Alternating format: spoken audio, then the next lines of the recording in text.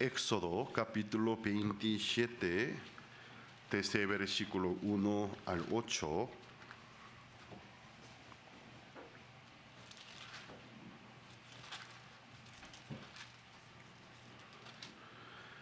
Éxodo capítulo 27, versículo 1 al 8, vamos a buscar.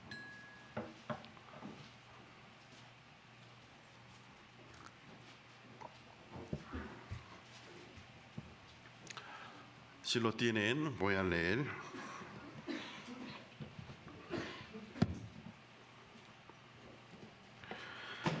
Harás también un altar de madera de acacia de 5 codos de longitud, y de 5 codos de anchura será cuadrado el altar, su altura de 3 codos, y le harás cuernos en sus 4 esquinas.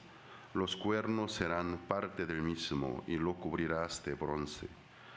Harás también sus calderos para recoger la ceniza, y sus paletas, sus tazones, sus garfios y sus braseros. Harás todos sus utensilios del bronce. Le harás un enrejado de bronce de obra de rejilla, y sobre la rejilla harás 4 anillos de bronce a sus 4 esquinas. La pondrá dentro del cerco del altar abajo, y llegará la rejilla hasta la mitad del altar. Harás también paras para el altar, paras de madera de acacia, las cuales cubrirás de bronce. Y las varas se meterán por los anillos, y estarán aquellas varas a ambos lados del altar cuando sea llevado. Lo harás hueco de tablas de la madera que te fue mostrado en el monte, así lo harás. Hasta el versículo 8 leídos.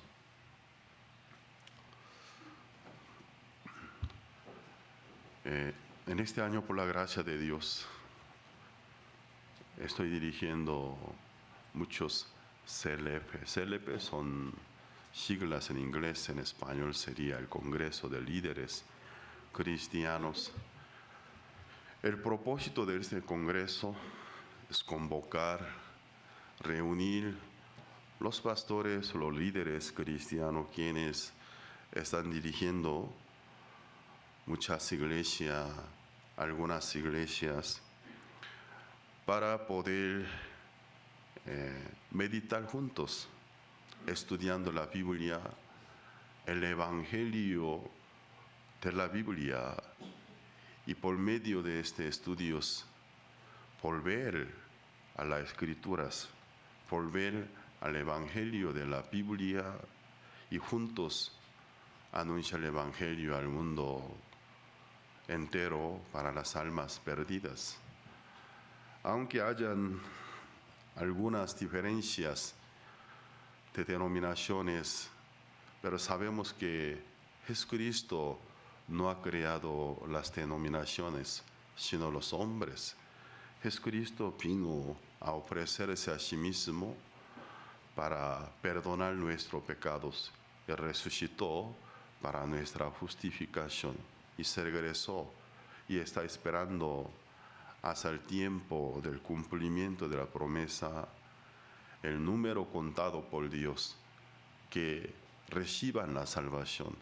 Cuando aquel número contado por Dios, todo se regrese al Señor Jesucristo, se regresará a recoger a su iglesia, a arrebatar su iglesia antes del gran juicio final, y luego estaremos en el reino de Dios. Por eso el Señor Jesucristo nunca creó las denominaciones: Asamblea de Dios, Pentecostés, Bautista, Presbiteriana, Metodistas, y etc.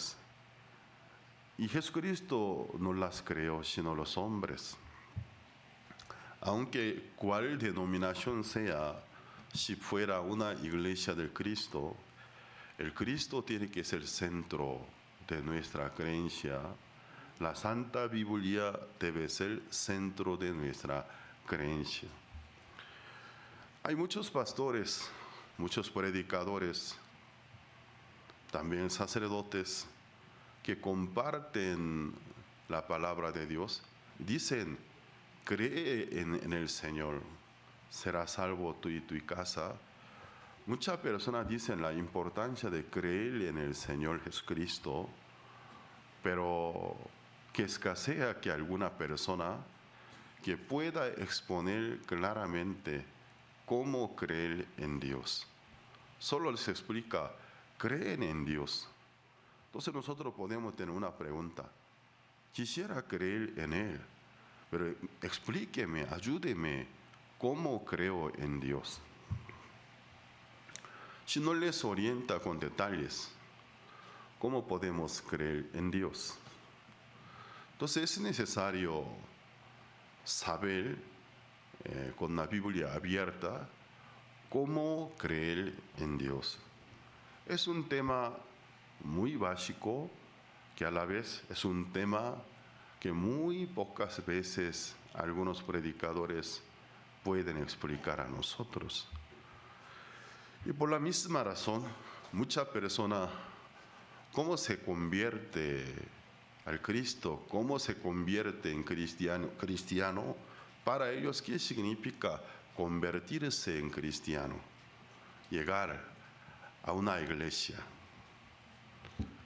Y después observa a los que supuestamente son cristianos, sus actitudes, acciones, comportamientos en el culto. También el protocolo, ¿no? El programa del culto, cómo lo hace. Y pasando un poco del tiempo, que se adapta rápidamente, aprenda la apariencia, cómo lo hace, y se vuelve un cristiano. Entonces, esta modalidad realmente es una modalidad comprobada por la Biblia para convertirse en cristiano. Pues hasta hay algunos chistes, ¿no? Hasta nacieron algunos chistes, bromas, estilo cristianos, como un día un joven tanto quería invitar a su tío a quien apreciaba. Su tío se resistía un tiempo. No tenía nada de interés en la palabra de Dios, pero amaba a su sobrino, le consideraba como su propio hijo. Un día, para no decepcionar a su sobrino, aceptó y se fue a la iglesia de su sobrino. Entonces él se puso en el lugar de un observador porque quería saber con mucha curiosidad cómo es el cristiano, porque su sobrino tanto quería que él se convirtiera en un cristiano. Entonces estaba observando a su alrededor, principalmente a su sobrino. Entonces él oyó que su sobrino cómo oraba. Entonces su sobrino oraba de siguiente manera: Padre Dios, Padre mío. Cada momento llamaba a Dios como Padre. Padre, Padre, Padre, Padre, gracias, Padre, Padre. Entonces el tío en su corazón y pensó, ya sé cómo orar. Yo también quisiera hacer una oración para que mi sobrino que se alegre. En voz alta empezó a orar. Hermano mío, hermano Dios, bendíceme, bendice a mi sobrino. Hermano, cada momento decía hermanito, hermano, hermanito Dios. El sobrino lo estaba escuchando.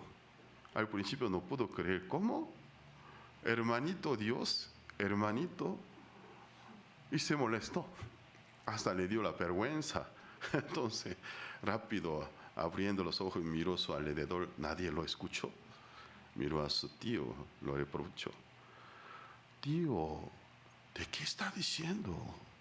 Así no se ora. No, sobrino, estoy haciendo lo correcto. No, ¿cómo tú puedes llamar a Dios hermanito? Es nuestro padre. Sobrino, tú no sabes muy bien la genealogía, la relación que parental. Si para ti Dios es padre, ya que soy tu tío, para mí debería ser un hermanito. Es un chiste, cristianos. Una señora, una anciana, porque su nuera la amaba, a su suegra ya era muy grande, avanzada de edad, y quería que su suegra conociera al Señor Jesucristo antes de que se muriera, porque era ya muy grande. Tanto invitó a su suegra. Y su suegra, una anciana, bien anciana, llega a la iglesia de su nuera, es presbiteriana. Entonces la presbiteriana, hay una política como cuando llega un principiante debe tomar 6 meses de cursos para poder ser miembro, pero bautizados.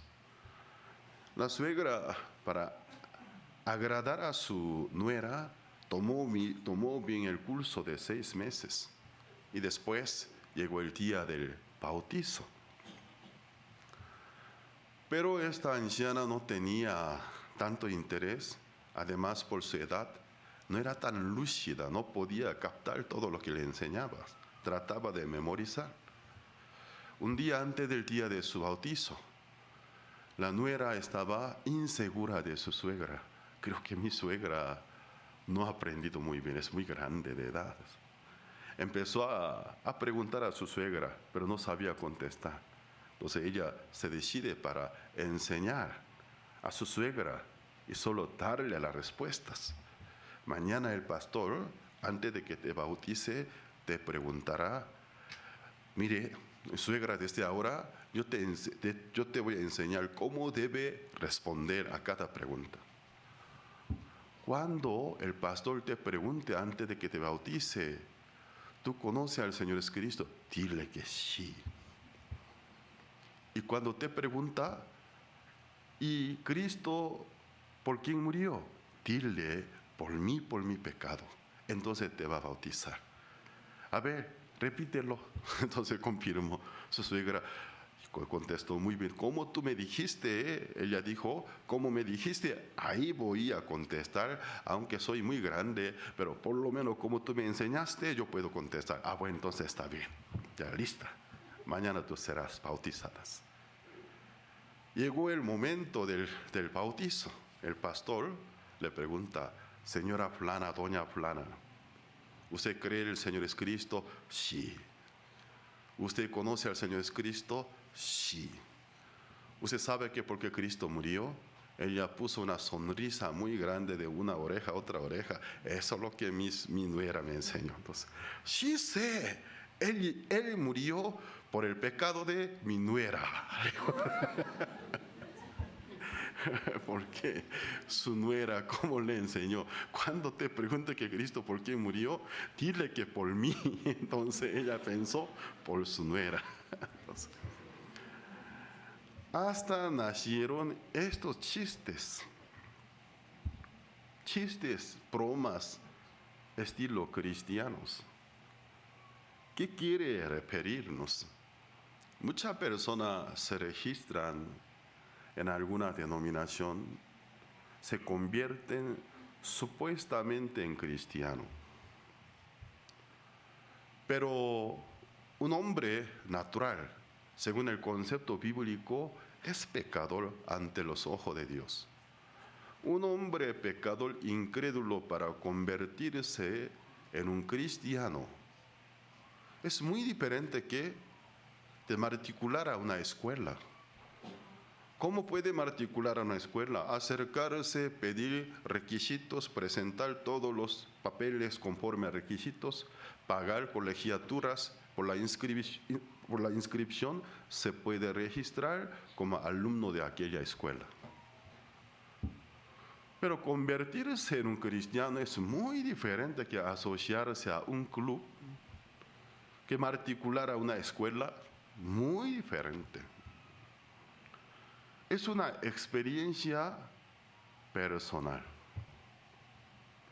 Yo diría a ustedes, yo conozco Peña Nieto, yo conozco Donald Trump. ¿Ustedes qué me dirán? Ay, pastor, tiene contactos muy importantes. Él también tiene mucha influencia. ¿Cómo lo conoce? Yo los conozco muy bien. Pero explíqueme, ¿Dónde, cómo los conoció usted? Yo, por lo menos al día 2 veces me encuentro con él. Mira, gran poder tiene. ¿Cómo? En la hora de noticieros internacionales. Cada día por lo menos 2 veces veo a Donald Trump. Y Peña Nieto también. No, así no, eso no se vale. Cuando queremos decir yo conozco a fulano, de esta manera no podemos decir, debe conocerlos en lo personal. Entonces, convertirse en un cristiano es tener encuentro personal con el Señor Jesucristo. Mi persona, encontrarse con la persona del Señor Jesucristo, pero su persona ya no es física, ya no está aquí, pero puede encontrarse con su personalidad. Su personalidad que está descrita y escritas en las Biblias. Es un encuentro muy personal, espiritual. En el espíritu, tener encuentro con la personalidad del Señor Jesucristo, conocer a su personalidad y las obras que Él hizo por nosotros y confiar en Él, en las obras que Él hizo, aceptarlo personalmente como el Señor de su vida. Así una persona puede convertirse en cristiano. Por eso, repito, decir a ustedes, es muy diferente que asociarse a un grupo, a un club particular para una escuela, para ser alumno de aquella escuela. Se puede hacer de manera masiva, manera colectiva, pero para poder convertirse en cristiano de la manera masiva, imposible. Aunque en un solo mismo momento un gran número de personas pueden aceptar al Señor Jesucristo, pero el encuentro tiene que ser individuo, muy personal en su corazón. Yo me acuerdo muy bien. En mi niñez, yo muchas veces fui miembro de diferentes iglesias evangélicas de distintas denominaciones. Un tiempo de adventista, luego otro tiempo presbiteriana, y más antes también fui miembro de una iglesia católica, y más antes miembro de un templo budista. Muchas veces cambié de religiones. Yo me acuerdo muy bien, cuando me fui a la iglesia adventista, lo único que me acuerdo, la gente era muy amable,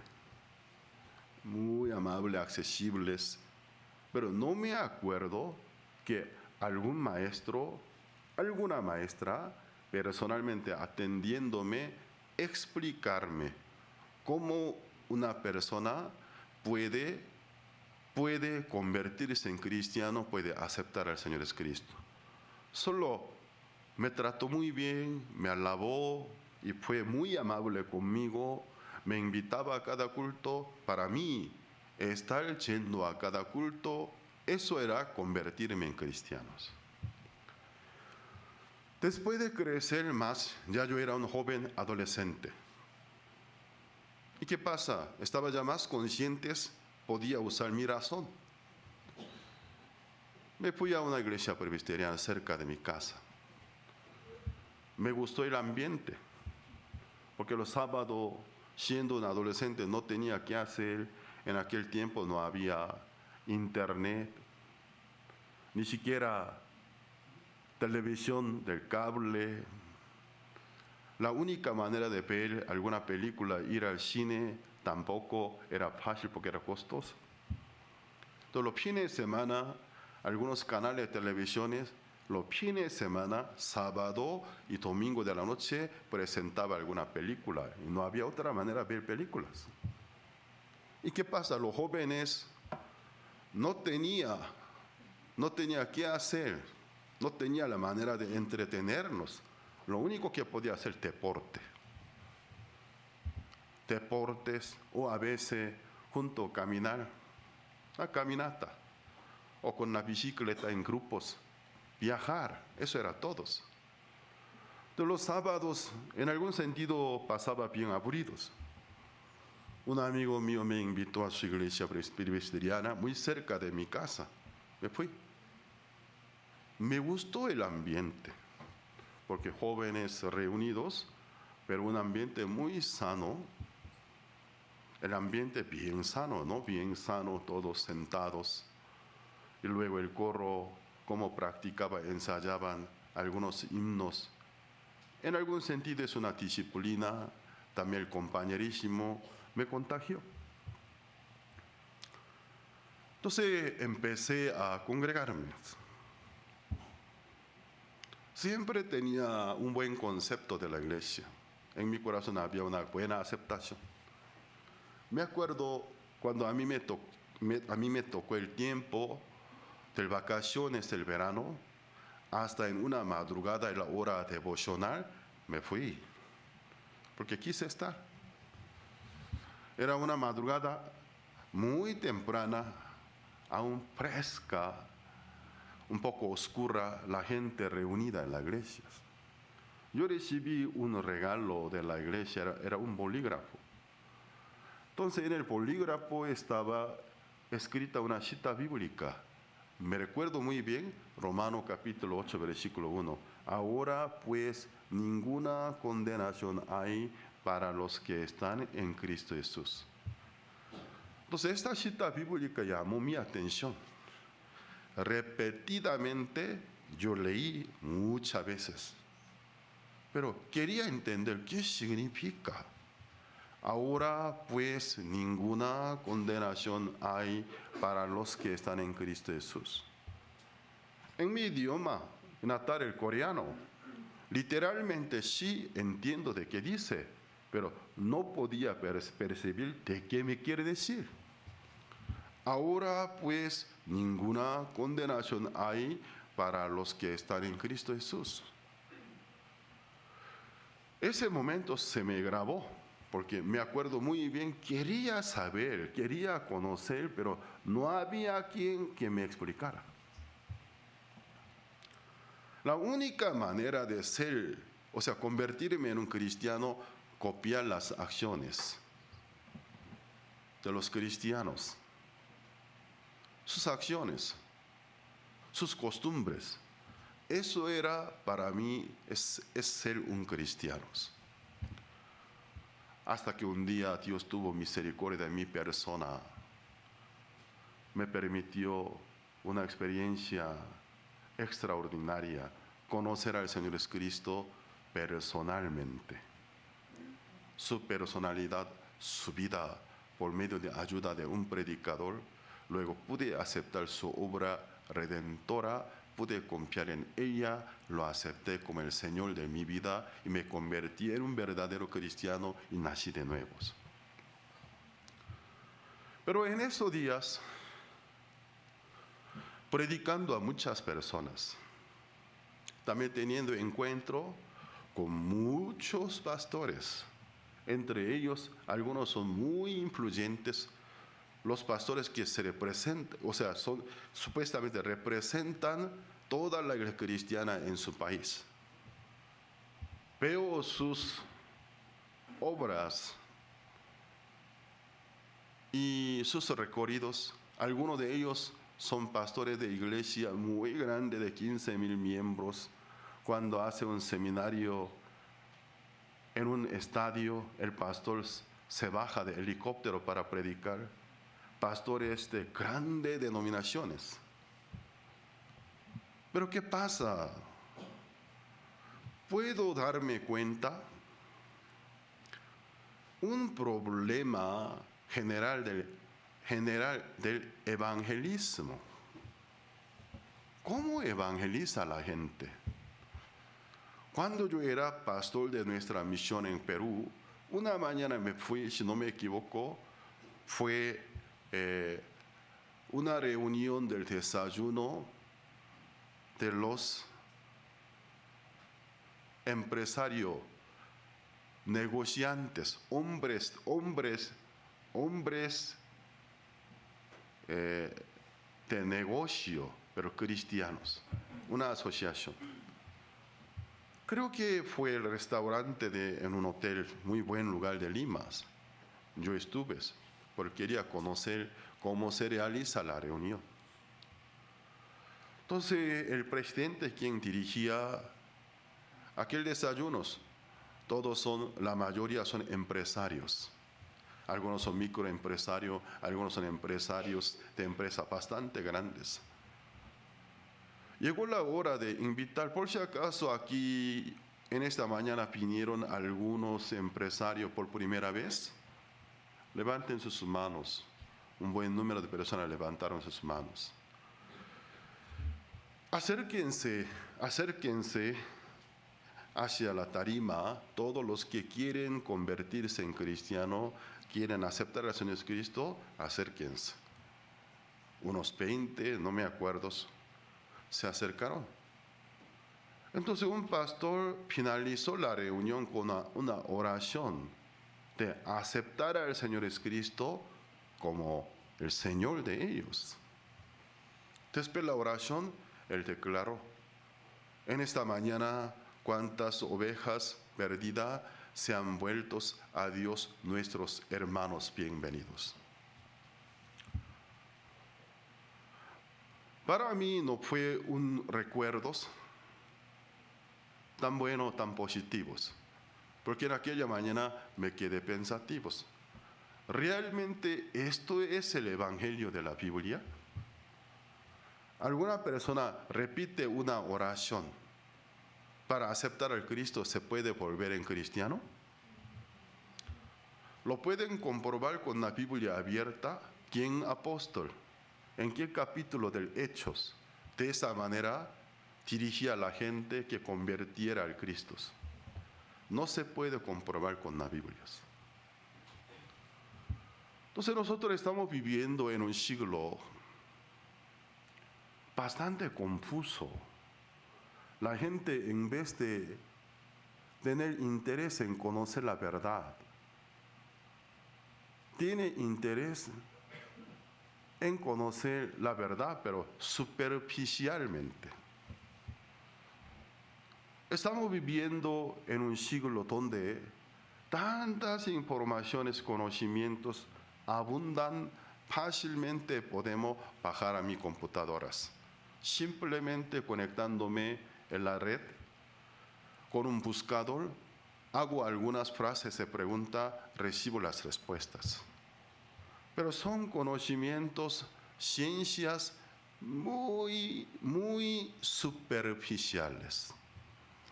Además, muchas respuestas no son correctas.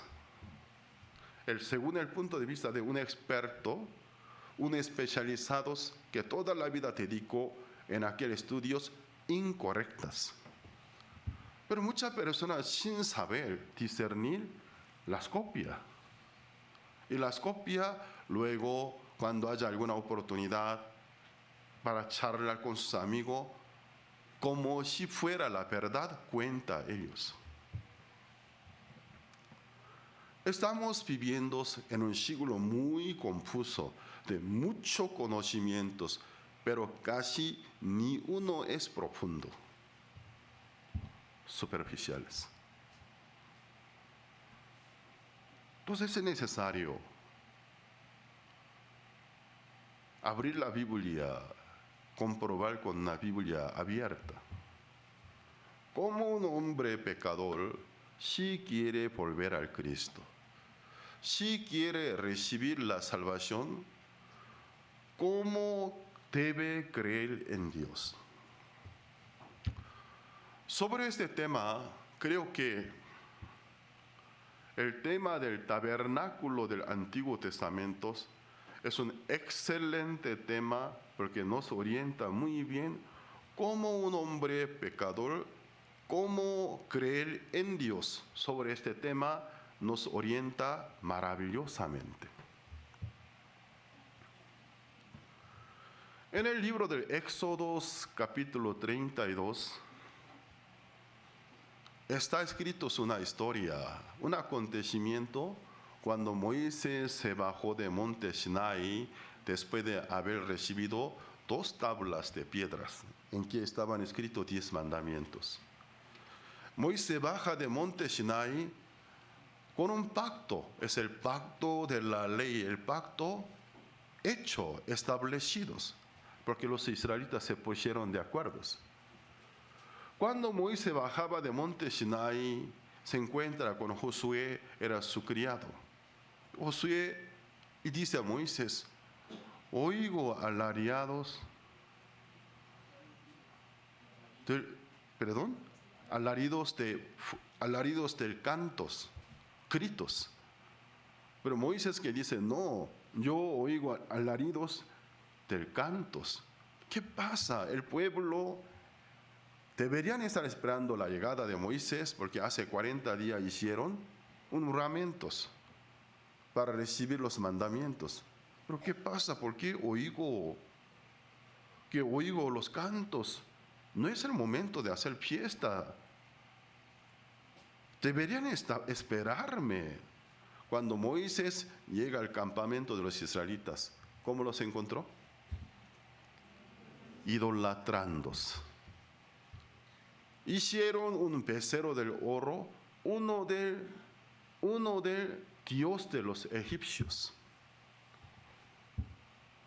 Hicieron un becerro del oro, estaban idolatrando, danzando, pero no es una danza sana, sino una danza exótica y erótica con orgías. Muy pecaminosa. ¿Qué pasó cuando Moisés lo vio, lo que había visto en Egipto? Que se prendió su ira. Moisés, ¿qué hace? No sabe qué hacer porque el pacto ya está hecho. El pacto está vigente. Si no cumpliere, no guardare todo lo que te dijere, en todos los días tu vida será maldito. Luego hay una larga lista de maldiciones.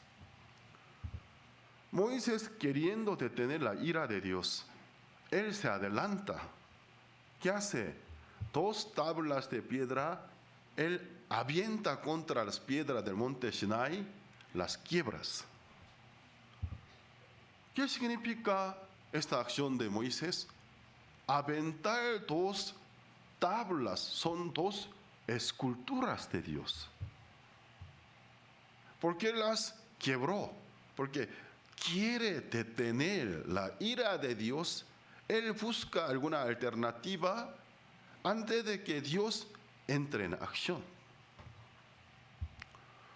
Primero, él despedaza el ídolo y luego lo reduce a polvos. Lo mezcla en las aguas, a todo el pueblo les hace beber. Después ordena: ¿quiénes están conmigo? ¿Quiénes están por el lado de Jehová? Apártense, vengan conmigo. Vienen todos los hijos de Leví. ¿Quién les ordena? El masacre. Cada quien agarra su espada. Con el filo de la espada, de puerta a puerta, desde ese lado del campamento hasta aquel lado del campamento, ninguno deje que se escape. Maten a vuestros hermanos, a vuestros parientes. En el primer día que la ley llegó, la ley de Moisés, la ley de Dios llegó al campamento, hubo el masacre. 13,000 hombres cayeron. La Biblia, o sea, el concepto bíblico es un poco machista, porque Dios ha creado a los hombres como el centro de la creación. Por eso cuando cuenta el número, no cuenta todos los números de la Biblia, no cuentan con números de mujeres, números de hombres menor que 20, mayor que 20, sino los hombres aparte de 20 al 50 nada más. De 13,000 hombres cayeron. Entonces, en realidad, según nuestro número, no son 3,000. Si contaría con el número de mujeres, niños, ancianos, puede ser el triple, cuádruple, tal vez más de 10,000, tal vez 20,000. Imagínense en una tarde, en un día, en el transcurso de un día, a filo de espada asesinar a 3,000 o 10,000, 20,000 personas. Imagínense de aquella escena. Por todos lados salpican sangre y grasa. Diferentes miembros de nuestro cuerpo vuelan en el aire. Gritos de niños y mujeres. En el primer día que el pacto de la ley se aplicó, trajo el masacre. Entonces yo les hago una pregunta. ¿Por cuál causa 3,000 hombres cayeron? Una pregunta a ustedes. ¿Cuál fue la causa por la cual cayeron 3,000 hombres en el primer día que llegó la ley? Quiero oír sus opiniones. ¿Cuál fue la causa de la caída de 3,000 hombres?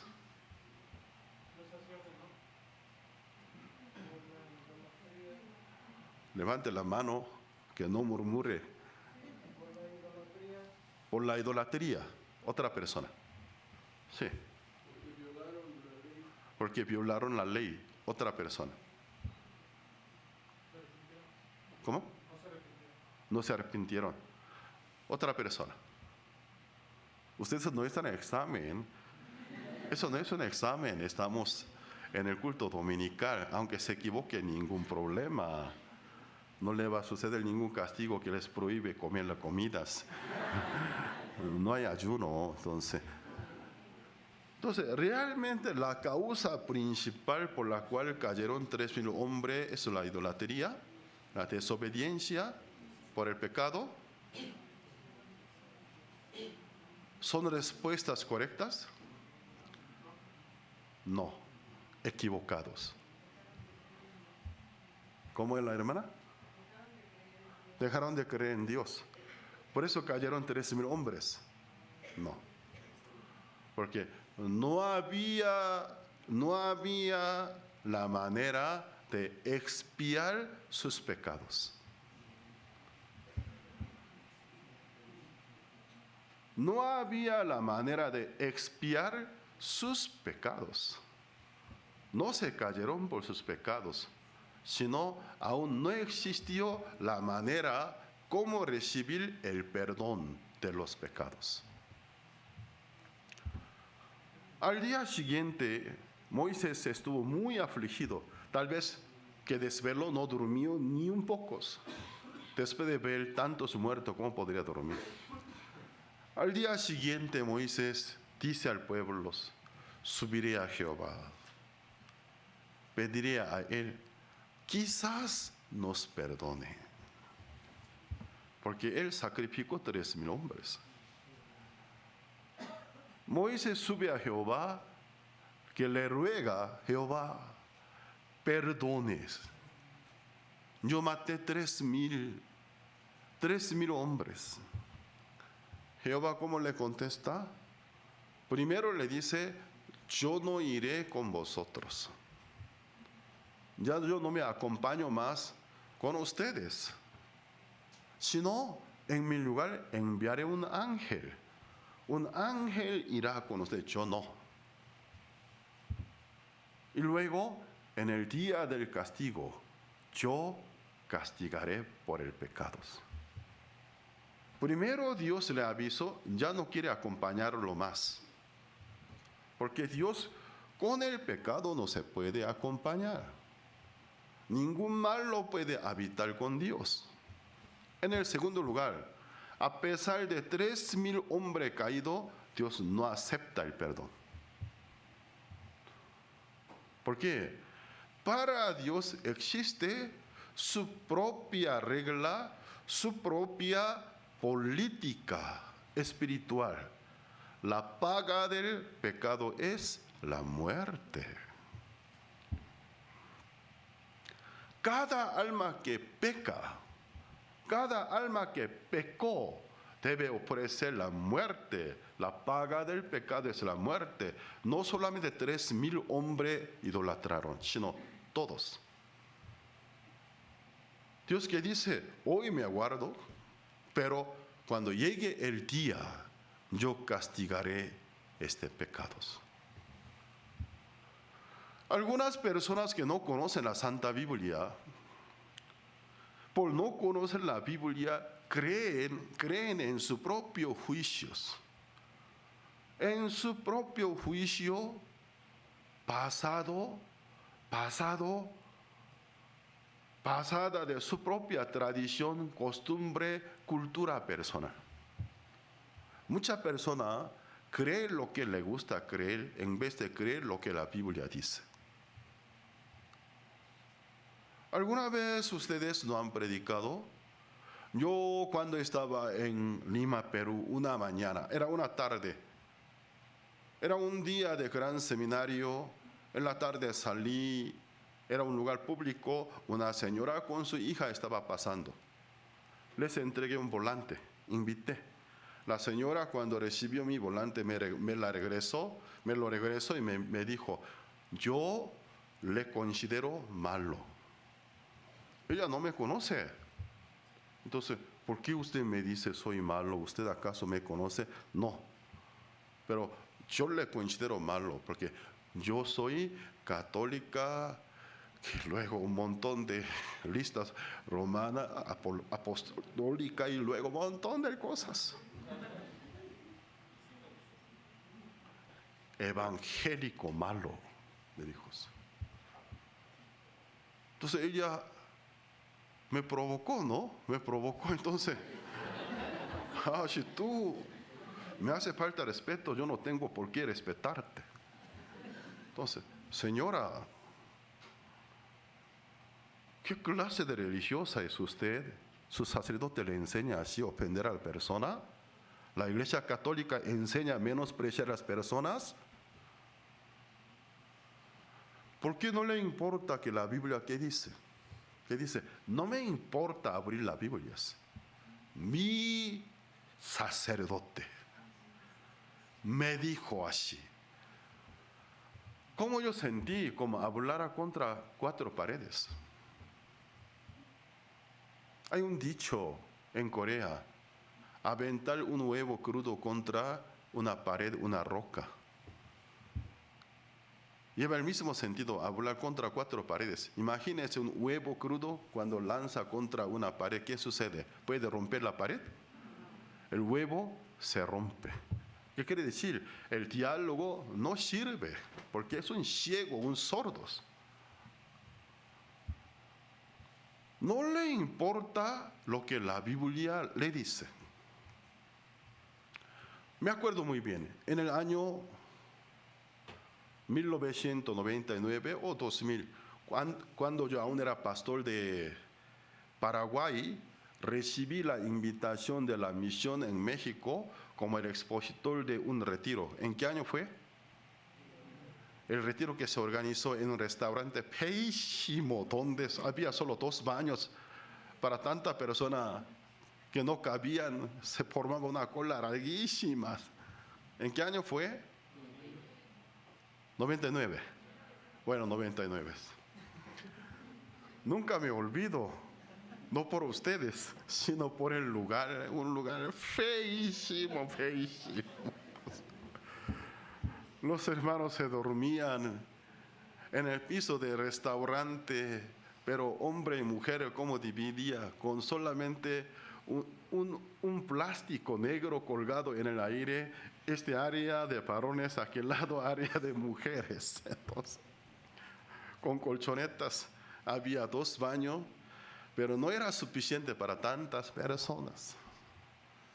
Entonces, en mi habitación había un baño para expositor, pero por la falta del baño, los hermanos cada momento tocaban la puerta del expositor. Pastor, por favor, permítame usar su baño para hacer. Ni pude leer la Biblia, tampoco pude meditar, porque cada minuto tocaba las puertas. Según mis recuerdos.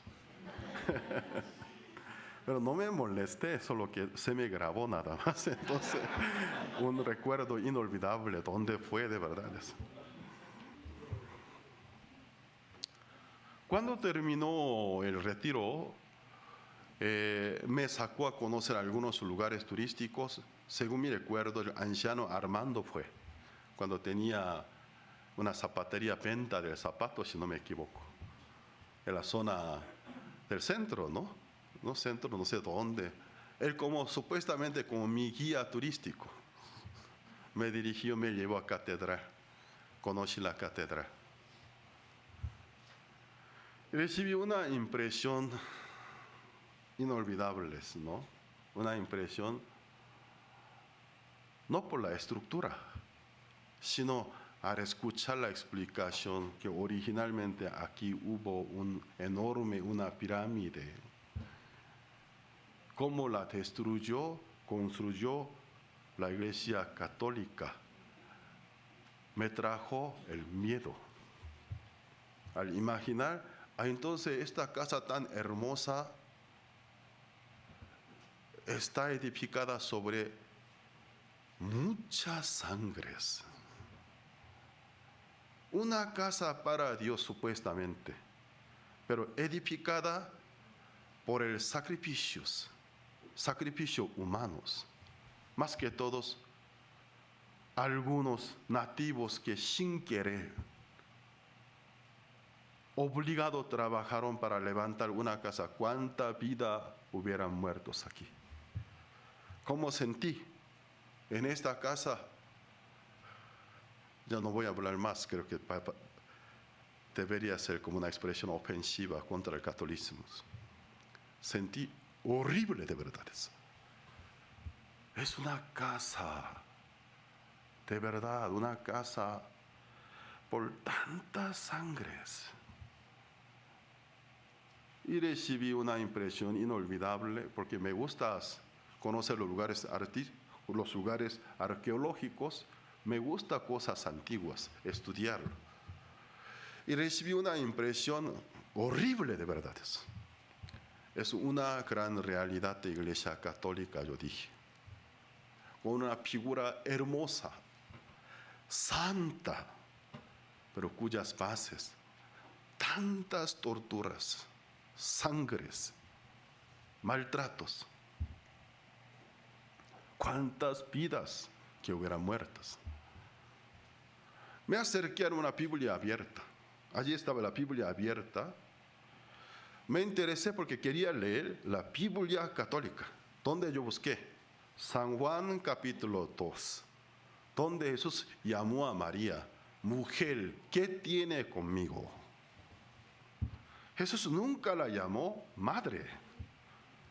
A humanamente su mamá, porque de ella nació, pero María le suplica por una ayuda. Jesús, ¿cómo le contesta? Mujer, ¿qué tiene que ver conmigo? Yo busqué, igual que mi Biblia estaba escrita. Yo dije, ¿por qué ellos no entienden? Jesús, ¿cómo consideró a María? Cuando María y otros hermanos de Jesús visitaron a Jesús, los discípulos avisaron, he aquí tu madre y tus hermanos. Jesús, ¿cómo contestó? ¿Salió a atenderlo?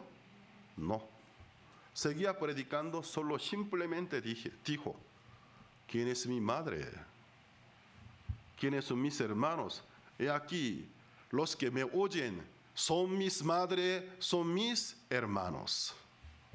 Todas las señoras que me escuchan son mis madres, toda la gente que me escuchan son mis hermanos. Ignoró totalmente. Nuestra fe, antes de defender alguna religión, de mi tradición, si por lo menos cree en Dios, le debe ser importante qué dice la Biblia. Apóstol Pablo, ¿cómo llamó a Jacobo, el presidente de la iglesia de Jerusalén? El hermano de nuestro Señor, Jacobo. María, después de engendrar a Jesús, no ha sido virgen. llevó la vida normal de una señora. Jacobo, quien escribió Santiago. San Judá también es el hermano del Señor Jesucristo, Judá. Muchos libros del Nuevo Testamento. Porque después de su resurrección, antes de la resurrección de Jesús, ellos no creyeron que Jesús es el Mesías. Pensaban que sus padres mienten. Es el hermano de ellos. Pero después de haber visto la muerte de Jesús, su resurrección, ellos se dieron cuenta, no es el hermano de ellos. Es el Señor Jesucristo, el Mesías. Ya entonces, 3,000 hombres cayeron. Según nuestro pensamiento, yo suplico a Dios, que ruego a Dios, con mucha lágrima, si pido el perdón, Él me perdonaría. Si yo oro, pido el perdón, me perdona, ¿pueden comprobar con la Biblia? Vamos a buscar Levítico capítulo 17.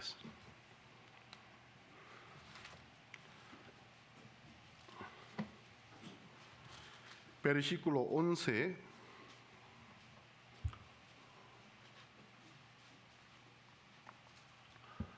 No malinterprete, yo no estoy transmitiendo a ustedes menospreciar las autoridades de diferentes iglesias católica, evangélica, ser ofensivos, no lo estoy transmitiendo, sino que les importen lo que la Biblia dice a ustedes. Aunque sea un dicho de una gran autoridad de iglesia católica evangélica, pero lo que dice no se puede comprobar con la Biblia, ignórenlo. No tiene ningún significado. Amén. Entonces, Levítico capítulo 17, versículo 11. Porque la vida de la carne en la sangre está, y yo os la he dado para hacer expiación sobre el altar por vuestras almas.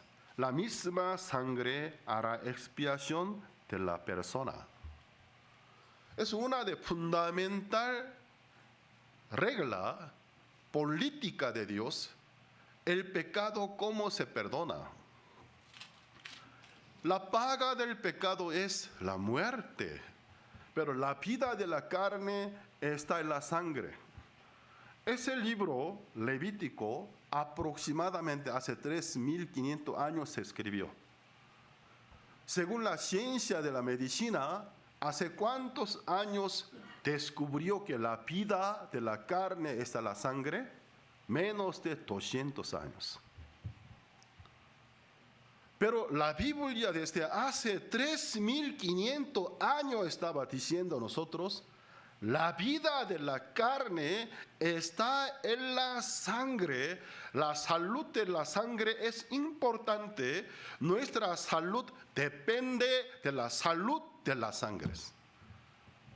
Si la sangre es bien saludable, la circulación de sangre es muy buena. Él tiene el cuerpo muy sano. Toda clase de enfermedades proviene cuando la sangre no está limpia, cuando la sangre no tiene buena salud o la circulación de sangre tiene alguna obstrucción. Ese es el problema. La ciencia de la medicina apenas hace 200 años descubrió que la vida de la sangre es la carne, mientras que la Biblia desde hace 3,500 años nos dice la vida de la carne está en la sangre. Ya que la paga del pecado es la muerte, para demostrar una vida sacrificada, ¿qué debe hacer? Derramar la sangre hasta la última gota. Cuando toda la sangre sea derramada de una vida, ¿eso qué significa? Está muerta. Por eso que dice, porque la vida de la carne en la sangre está, y yo os la he dado, o sea, la sangre he dado para hacer expiación sobre el altar por vuestras almas. La misma sangre hará expiación de la persona. La paga del pecado no es lágrima. La paga del pecado no es lágrima. Tampoco es nuestro llanto. La aflicción no es la paga del pecado. La paga del pecado es la muerte. Sin derramamiento de sangre no se hace remisión de la persona. Podemos encontrar la respuesta fundamental de todos los acontecimientos del tiempo, que el tiempo de Génesis, por donde quiera que haya una ofrenda, cuando no hubo el derramamiento de sangre, Dios nunca lo miró con agrado. Por la misma razón, Dios no aceptó a Caín y a su ofrenda, porque él ofreció fruta de la tierra. Fruta de la tierra es equivalente de nuestro esfuerzo, nuestro sudor.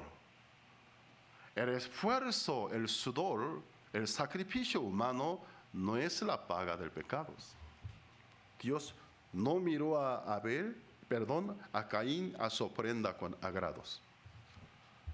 Pero la ofrenda de Abel sí, porque él confió en la sangre del cordero que él sacrificó. Dios a Abel, a su ofrenda, lo miró con agrado. La Biblia que dice, recibió testimonio de que él era justo, dice. El hijo de Adán no es pecador. ¿Cómo puede recibir el testimonio de que eres justo? Redimido. Su pecado perdonado por la sangre. Aquel cordero que Abel ofreció es una sombra del Señor Jesucristo. ¿Por qué 3,000 hombres cayeron? Porque no se arrepintieron. Porque no creyeron en Dios. Porque ellos se idolatraron. No. La razón principal, no tenían la manera ni dónde ofrecer una ofrenda legítima para expiación. Todos murieron. Y además Dios dijo, ya no voy a acompañar más con ustedes. Moisés les suplica en el libro de Génesis capítulo 33, les suplica. No es lo mismo enviar un ángel con nosotros, usted mismo debe acompañarnos. Dios que dice, tú no sabes qué me estás suplicando. Si yo me acompaño con los pecadores en el camino, los consuma. Los mato todos. Tanto Moisés le suplica, Dios acepta, sí me voy, pero con una condición. Regresa a la cumbre de monte Sinai con 2 tablas de piedra que tú rompiste, porque el pacto está vigente. Y además, en la cumbre de monte Sinai, Dios a Moisés le dio el libro de Levítico. Le muestra el diseño del tabernáculo. Haz una casa conforme al modelo que te muestro en esta visión, conforme al modelo del tabernáculo celestial en la tierra. Haz un tabernáculo, una casa restringida donde ningún pecado puede ingresar.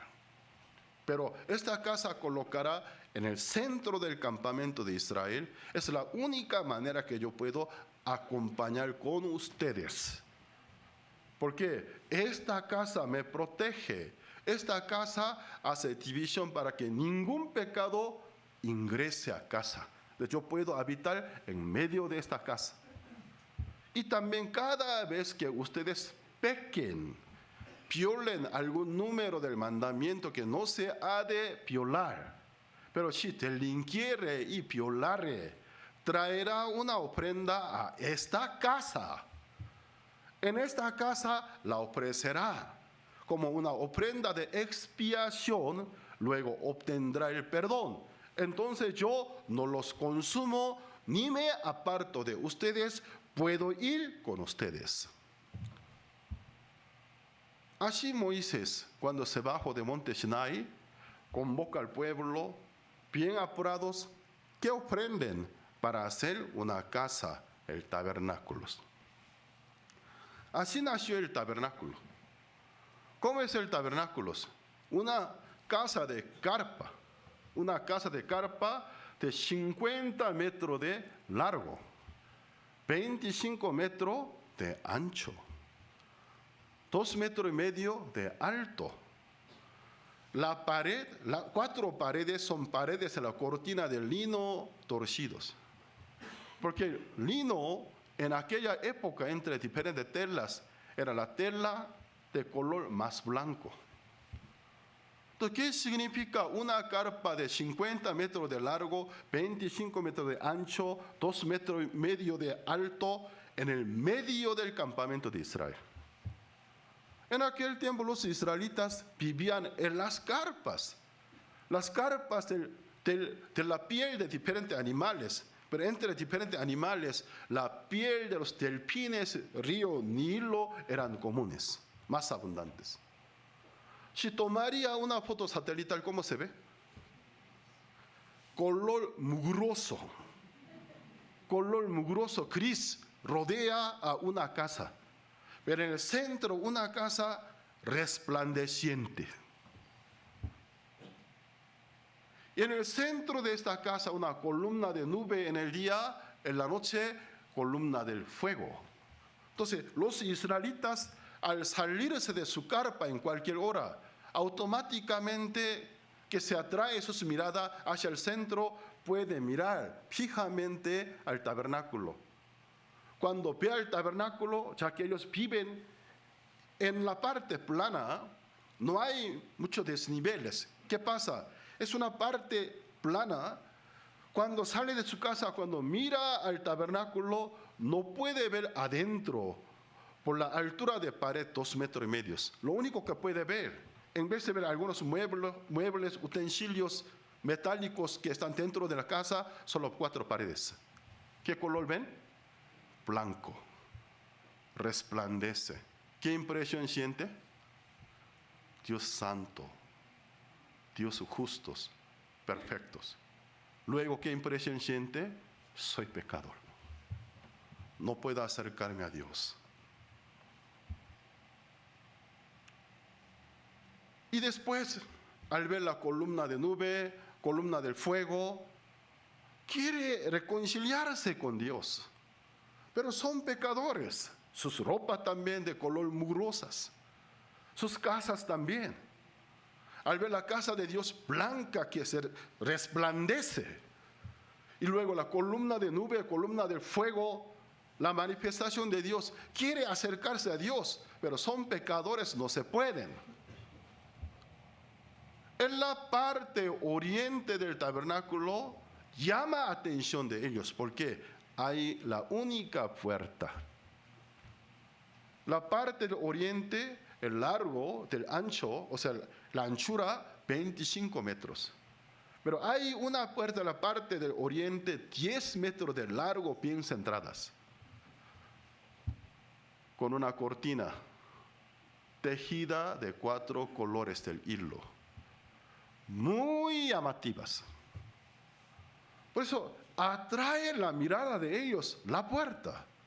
La puerta supuestamente les da una impresión: ven conmigo, ven por aquí, ven conmigo. Si quieres la reconciliación, ven conmigo, ven a este lado, por aquí es la única conexión. Tú puedes ingresar dentro de la casa de Dios. Aquella puerta sin duda es la sombra de la única puerta de la salvación, es el Señor Jesucristo. Cuando un hombre pecador se interesa, quiere acercarse a una iglesia, se acerca a la puerta, es el Señor Jesucristo. Jesucristo a un hombre pecador que llega a Él, ¿hacia dónde le dirige? Cuando la puerta se abre, un hombre pecador entra dentro del tabernáculo, el primer mueble que le espera es el altar del holocausto. ¿Cuál mueble le espera? ¿Cuál mueble? David, ¿cuál mueble le espera? Aunque medio dormido, pero contesta muy bien. Seguramente es buen alumno en su escuela. El altar del holocausto espera al pecador. Es el primer mueble que recibe a un pecador.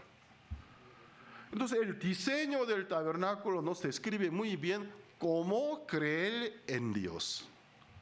Un hombre pecador busca la salvación, busca una buena relación con Dios, o sea, la reconciliación con Dios. Se acerca hacia la puerta, es el Señor Cristo, ven por aquí, todos los que son cargados,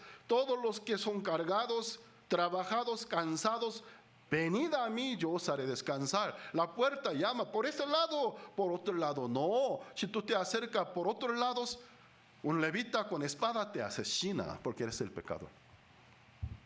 Es la orden de Dios. Hacia la puerta. Cuando queriendo conocer al Señor Cristo se acerca a la puerta, Jesús le dirige al altar del holocausto. ¿Cómo es el altar del holocausto? Es un mueble de tablas de acacia cubierta con lámina del bronce, cuadrados. 5 codos de largo, 5 de anchura. Un codo se mide 50 centímetros aproximadamente. 5 codos equivalente de 2,5 metros de largo, 2,5 metros de ancho, bien cuadrados. El alto, 3 codos. 1,50 metros. Luego, en la mitad de altura hay una parrilla, donde puede tender carne de la ofrenda para hacer arder. Enfrente de este altar es el lugar donde debe sacrificar la ofrenda por sus pecados. Entonces este altar, me gustaría tener proyección, pero hace tiempo ya no está usando. Compre un proyector, debemos usar la proyección.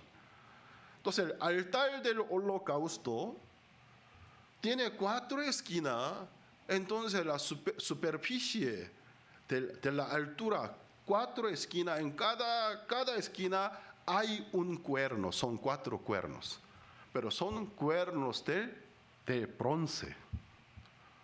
De estos cuernos de altar, ¿qué significa? ¿Por qué un altar debe tener cuerno? ¿A quién quiere acoronear?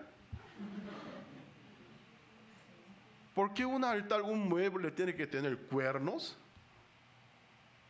Bien cuadrado, cada esquina un cuerno, son 4 cuernos. Ya ustedes deben imaginar, si aquí habría algunos diseñadores, ya podrían imaginar muy bien. Un hombre pecador se acerca por la puerta, ingresa dentro del tabernáculo. Le espera el primer mueble, es el altar del holocausto. Se mide su alto 1,50 metros aproximadamente. En 4 esquinas un cuerno. Entonces la estatura, un promedio de estatura del hombre de aquel tiempo, tal vez 1,60 y 70 metros, porque los hombres antiguos eran más bajos que ahora. Entonces, el alto del altar, exactamente la ubicación del 4 cuernos, se coincide con la ubicación de los ojos nuestros. Un hombre pecador se acerca al altar del holocausto, el lugar del juicio.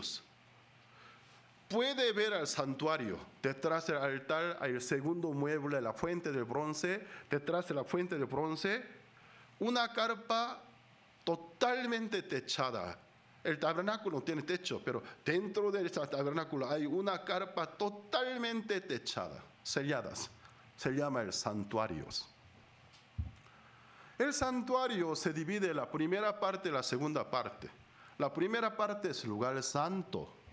La segunda parte, el lugar santísimo. al terminar mi predicación voy a dar un examen a ustedes. Si no me contestan bien, ayunarán, no van a poder comer hoy la comida. Es una broma. Entonces, la primera parte es lugar santo. La segunda parte es lugar santísimo. En la primera parte hay tres muebles enfrente, la mesa del incienso. Luego la mano derecha, el candelero mano derecha es la mesa de los panes de proposiciones. La mano izquierda, el candelero del oro. Entonces, la mesa del incienso, donde el sacerdote cada día mínimo 2 veces ingresa para quemar incienso aromático, símbolo de la oración, orar por el pueblo. Luego, acercarse hacia la izquierda, el candelero del oro tiene 7 ramas, 7 lámparas, alumbra hacia la mesa de los panes de proposiciones. ¿Qué quiere decir? Siempre los ojos de Dios, siempre la guía del Espíritu Santo, el cuidado de Dios hacia su pueblo, hacia la mesa de los panes de proposiciones, sobre una mesa, 2 columnitas de panes. Cada columna son de 6 panes. 12 panes son símbolo de 12 tribus de Israel. Entonces los ojos de Dios 24 horas vigila, cuida, protege a su propio pueblo.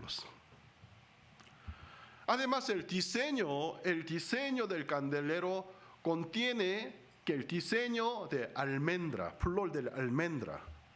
En el idioma hebreo, almendra, el nombre almendra es casi igual que un verbo. Entonces, el nombre almendra suena igual que un verbo almendra, cuyo significado siempre cuida. Entonces, en el idioma hebreo suena el nombre almendra como igual que el verbo. Entonces, almendra, cuando un israelita pronuncia almendra, algunos cuando no presta bien su atención, ¿cómo escucha? ¿Cómo dijiste que alguien me cuida? ¿Me hago entender? Entonces, ¿por qué el candelero tiene flor de almendra? ¿Qué significa? El cuidado de Dios, la protección de Dios, que el interés de Dios 24 horas vigila a sus pueblos. Por eso el sacerdote diariamente ingresa a la primera lugar santo para quemar incienso, observar el candelero, porque se alimenta del aceite, por la quemadura no se tape el conductor del aceite, que siga iluminando, y ve la mesa de los panes de proposición, tal vez algún pancito no sea caído, porque es símbolo de una tribu. Luego hay un velo, una cortina de 5 metros de alto. Cuando se abre, atrás, en la segunda parte, es lugar santísimo. Hay el arca del pacto, símbolo de Dios. Es una caja de tabla de madera de acacia cubierta con la lámina del oro. Adentro guarda 2 tablas de piedra en que están escritos 10 mandamientos, símbolo de la justicia y perfección de Dios, pero debe mantenerla escondida con una tapa. La tapa también es de la madera de acacia cubierta de lámina del oro. Se llama el propiciatorio. Pero el propiciatorio es una tapa de largos, de extremos. Está labrado 2 poderosos ángeles, 2 querubines. Cada querubín supuestamente cara a cara, el uno al otro mirando, pero su mirada hacia abajo, al propiciatorio. Con sus poderosas alas protegen esa tapa. ¿Esto qué significa? Dios, 2 primeras tablas de piedra Moisés quebró. Y luego Moisés tuvo que hacer otras tablas para que Dios escribiera los mandamientos. Pero desde cuando se baja de Monte Sinai la segunda vez, rápido lo escondió adentro de esta caja, el arca del pacto. mantener sellado, porque Dios no quiere tener encuentro con seres humanos por medio de la ley, sino todos morirían. Como 3,000 hombres cayeron, todos los seres humanos que tienen encuentro con Dios sobre la ley, la perfección, la justicia, pero no cuenta con la gracia, solamente la justicia y perfección. Todos los seres humanos que tienen encuentro con esa tabla se mueren. Debe mantener cerrado con la tapa el propiciatorio. El propiciatorio, ¿qué significa? Donde inicia misericordia, gracia. Entonces, hay muchos secretos, no puedo explicarle todos. Ya entonces vamos a pensar desde el lugar de un hombre pecador. Mira hacia el santuario donde supuestamente habita Dios. En el día, la columna del fuego, nube; en la noche, en la columna del fuego. Entre Dios y él, un mueble obstruye el camino, divide el camino, pero sobre 4 esquinas de este mueble hay 4 cuernos. Un hombre pecador, cuando mira al santuario, únicamente puede verlo por medio de 4 cuernos. Estos 4 cuernos, según el concepto bíblico, es el lugar apropiado donde se registra el pecado. Vamos a ver Jeremías capítulo 17, versículo 11. Hoy ustedes tienen un gran beneficio, porque el Congreso de Líderes Cristianos que yo doy a los pastores con el tema del tabernáculo del Antiguo Testamento para los tiempos modernos, un resumen estoy explicando a ustedes. Jeremías capítulo 17, versículo 11.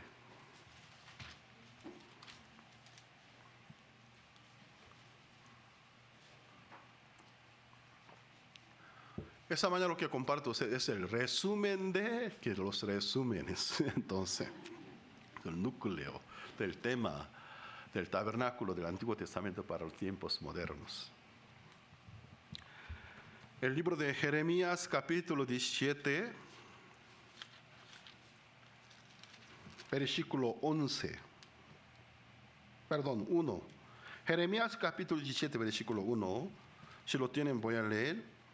El pecado de Judá escrito está con cincel del hierro, con punta de diamante. Esculpido está en la tabla de su corazón, en los cuernos de sus altares. Aquí la Biblia habla de una pluma, un bolígrafo muy especial. O tal vez una lápiz. Es una pluma especial con cincel del hierro, con punta del diamante. Parece es una herramienta que los que cortan el vidrio usan, ¿no? Con cincel del hierro, con punta del diamante. El pecado de Judá, ¿dónde se registra? En la tabla de su corazón y en los cuernos de sus altares. Entonces la Biblia nos describe, existe el lugar apropiado cuando uno peca, se escribe su pecado. Tabla del corazón. ¿El corazón también tiene tabla? Es una expresión simbólica, ¿no? El corazón también tiene tabla. Cuando ustedes mienten a alguien, con el paso del tiempo, el que fue engañado por mí se olvida de mi mentira. Pero nunca yo me olvido de mi mentira cada vez que me encuentro con él. Porque mi pecado se registró en la tabla de mi corazón. Cuando eran niños, bien traviesos, adolescentes problemáticos, algunos errores que se cometieron, con el paso del tiempo todo el mundo se olvida, menos los interesados, los autores de aquellos hechos, en su corazón se escribe. El pecado de Judá está escrito con cincel del hierro, con punta del diamante, en la tabla de su corazón y en los cuernos de sus altares. Entonces la Biblia nos explica el registro. Un registro del pecado es nuestra conciencia y también los cuernos del altar. Además, con punta del diamante, si puede esculpirlo, o sea, puede hacer letras. ¿Con qué goma puede borrarlos? Nunca se borra. Nunca se borra. Entonces, los 4 cuernos de altar, ¿qué representa? El registro del pecados. Y además, los cuernos de altar están ligados con mi tabla de conciencias. Cuando un hombre pecador se presenta ante el altar del holocausto, quiere marchar más, quiere tener más acceso, quiere acercarse a Dios hacia el santuario, un mueble bloquea su camino. Y también 4 cuernos. Por medio de 4 cuernos puede ver a Dios. Cuando quiere ver a Dios, quiere acercarse a Dios, el registro de mi pecado divide entre Dios y yo. Al ver a 4 cuernos, mi conciencia se acuerda de mis pecados, me condena. Desde mi lugar hacia Dios, la conciencia del pecado hace una división. Desde el lugar de Dios, cuando Dios ve desde el santuario, lugar santísimo, cuando ve a un hombre pecador que entró por la puerta, se paró enfrente del altar del holocausto, ¿cómo lo ve? Detrás de 4 cuernos del altar, un hombre pecador. Antes de ver al hombre, Dios primeramente, ¿qué ve? El registro de pecados. ¿Esto qué quiere decir? El pecado es lo que hace división entre Dios y nosotros. Por eso cualquier hombre pecador, cuando se acerca a Dios, queriendo acercarse a Dios, busca una reconciliación, tiene que acercarse al Señor Jesucristo. Sin conocer al Señor Jesucristo, ni un paso más puede acercarse a Dios. Cuando un hombre pecador se acerca al Señor Jesucristo, por medio de un predicador, cuando escucha sobre el Señor Jesucristo, quién fue, cómo nació, cómo vivió, qué hizo en la cruz, cómo murió, para qué murió, cómo resucitó, para qué resucitó. Jesucristo, a aquel hombre pecador, ¿hacia dónde le dirige? Al altar del holocausto es el lugar del juicio equivalente de la cruz del Señor Jesucristo. Sin llegar al pie de la cruz, nadie puede tener reconciliación con Dios. Imagínense, el altar es cuadrado. Tiene 4 puntas, 4 esquinas, 4 cuernos. Entonces, en este mueble, el altar, se resalta un número. ¿Cuál número se resalta? 4. Entonces, ¿por qué el altar no ha sido redondo, ovalados? No hay otra forma, porque Dios quiso que el altar fuera cuadrado. 4 cuernos, 4 esquinas, 4 puntas. El tabernáculo es sombra del Mesías, sombra de la redención del Mesías. ¿Qué pasa? Nos transmite alegóricamente el Mesías cuando venga, se muera, entre diferentes instrumentos en que puede ser ejecutado. Él moriría en un instrumento que tenga 4 puntas, 4 esquinas. Jesucristo fue colgado sobre una cruz de 4 puntas, 4 esquinas. Del 4 puntos de su cuerpo empezó a derramar sangre. De su frente, 2 palmas, 2 pies juntadas. El altar del holocausto es el símbolo del sacrificio, de expiación, pero los bienes venideros, el Señor Jesucristo. Amén. En aquel lugar, un hombre pecador, la ofrenda que trajo, aunque sea de cabra, oveja, debe ser sin defecto. Que representa que Jesucristo es el Hijo del Hombre, pero nació sin conocer el pecado, por una virgen, por el Espíritu Santo. El Cordero de Dios por la humanidad, para la humanidad. Luego ponen 2 manos sobre la cabeza de la ofrenda, es la transferencia del pecado, es la promesa de Dios.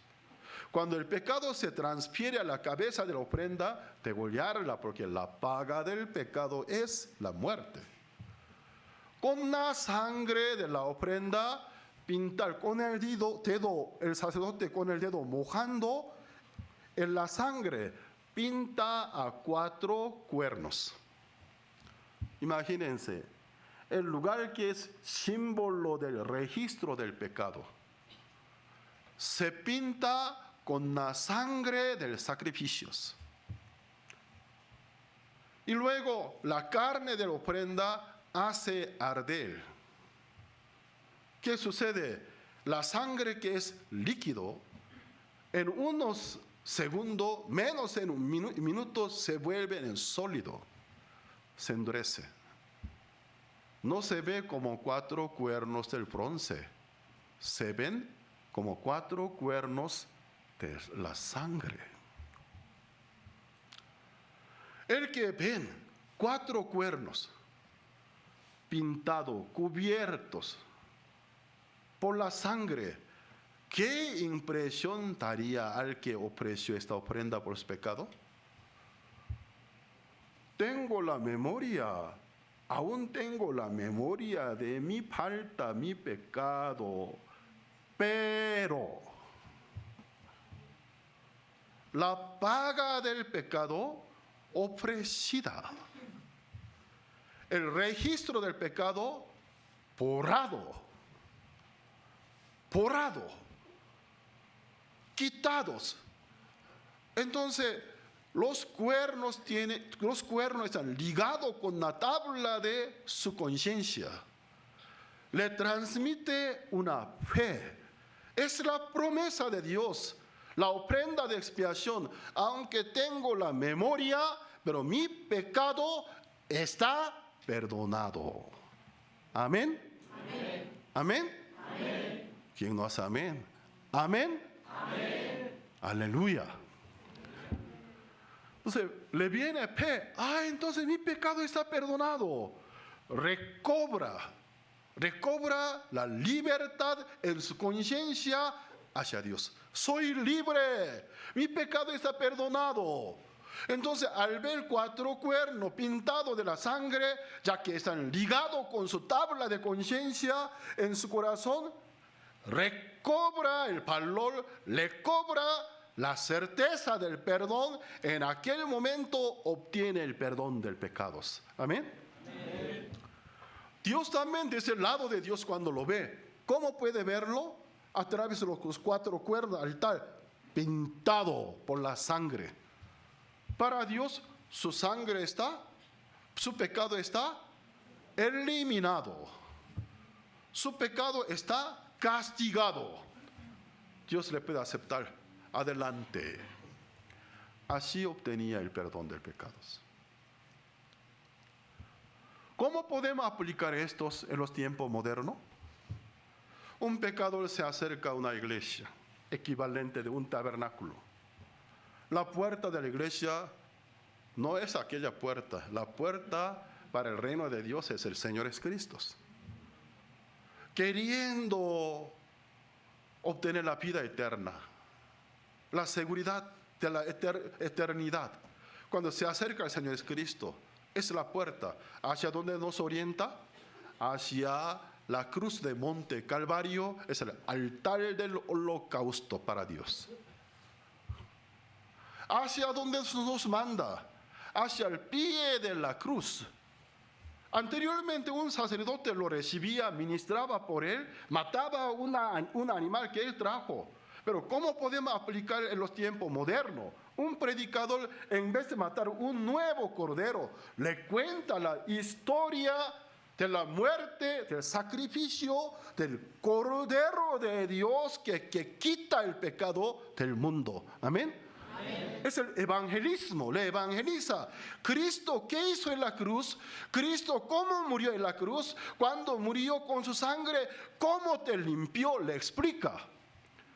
Mientras tanto es que uno oye la historia de la redención mediante el Señor Jesucristo. La sangre que se pintó en la cruz, chorreó sobre la cruz, también empieza a chorrear en la tabla de su conciencia. Amén. Llega un momento, entonces, en la meditación, mientras tanto es que uno que oye el Evangelio puede meditar, el Señor es Cristo sangriento, la cruz sangrienta, 4 esquinas, 4 puntas, sangrienta, mojada por la sangre. Mientras tanto es que lo mira y por medio de la cruz atrás puede ver a Dios. ¿Qué le sucede? Se aplica la sangre por medio del oír y con P en la tabla de su corazón. Entonces, en este lugar, el juicio contra mis pecados, el castigo contra mis maldades, fue derramado sobre este lugar.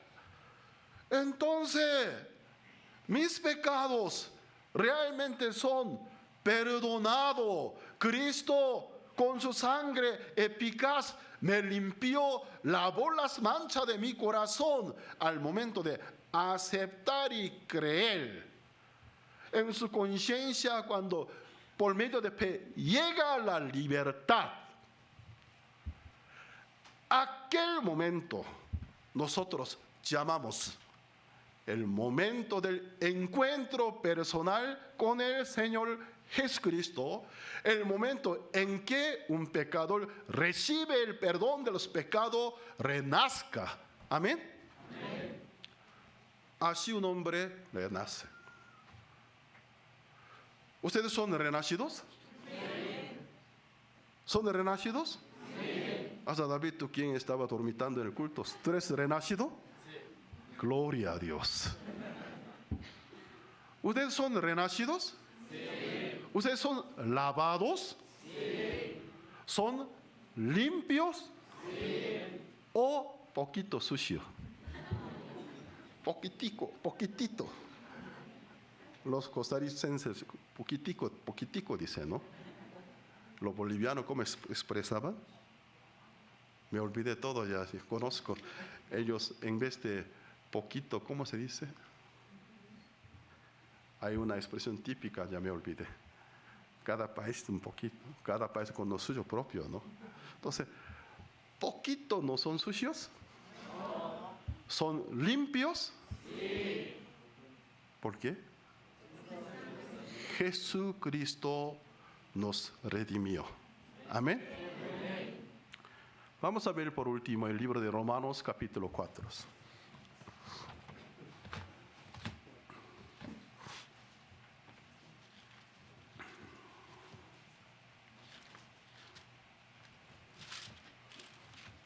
Romanos capítulo 4.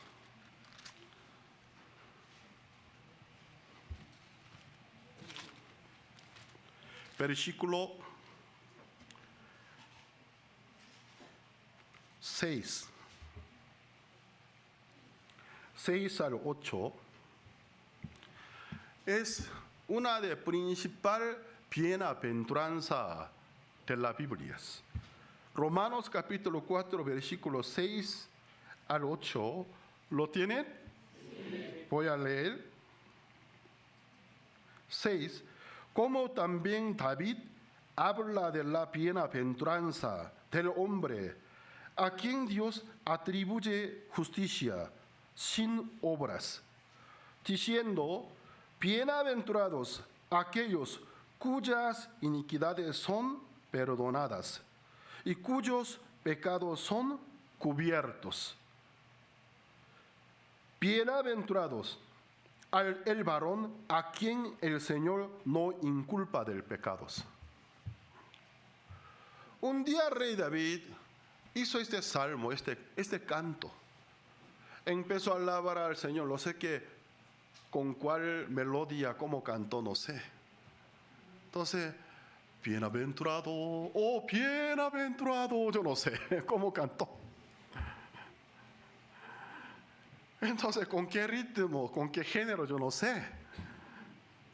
Pero hizo una canción para alabar al Señor, y cuyas letras, ¿qué dice? Como también David habla de la bienaventuranza del hombre a quien Dios atribuye, le entrega justicia sin obras. 7.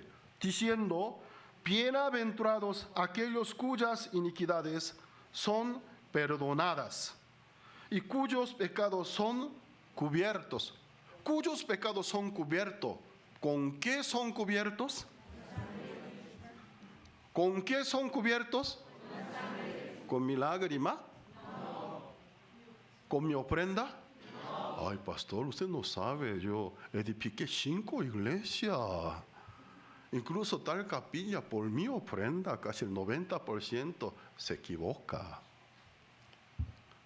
Nuestros pecados nunca serán cubiertos por alguna ofrenda, ni por diezmo, por algún sacrificio humano, sino el sacrificio del Señor Jesucristo. Amén.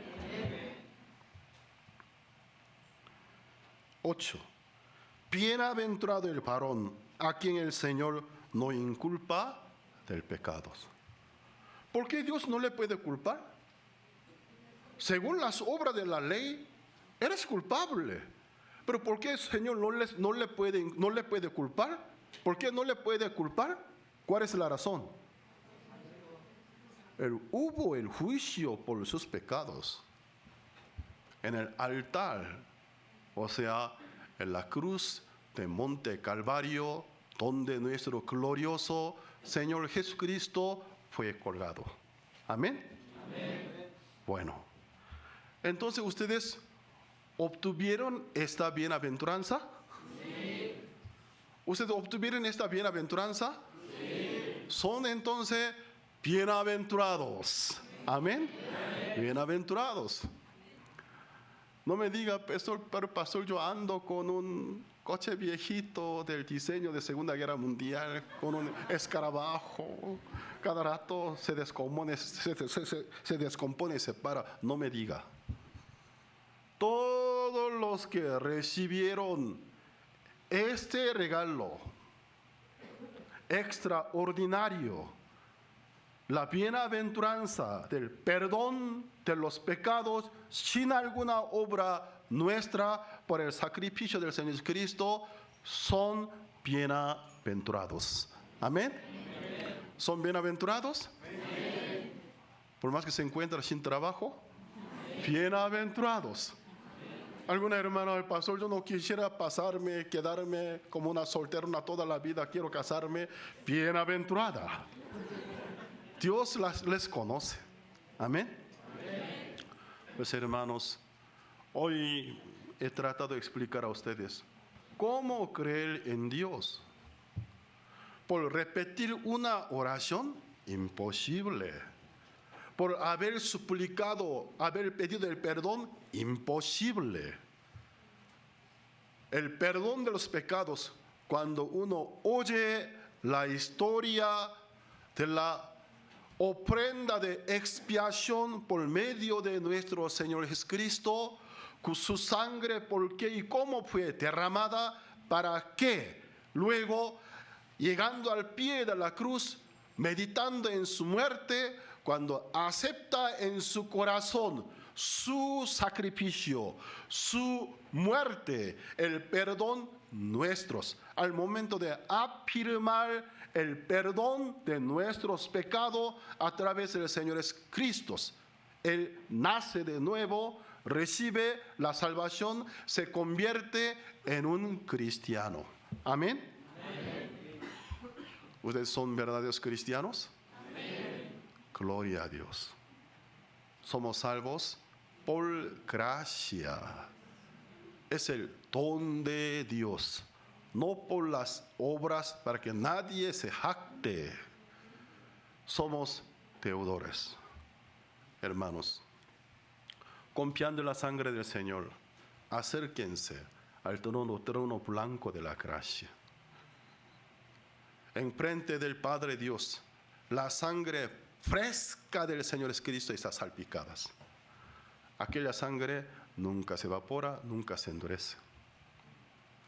Confiando en la sangre, en la preciosa sangre eficaz del Señor Cristo, cuando quiera podemos acercarnos al Padre Celestial para alcanzar el oportuno socorro. Amén. Y cuando nos muramos podemos ingresar a la vida eterna. Amén. Hoy hasta aquí compartimos.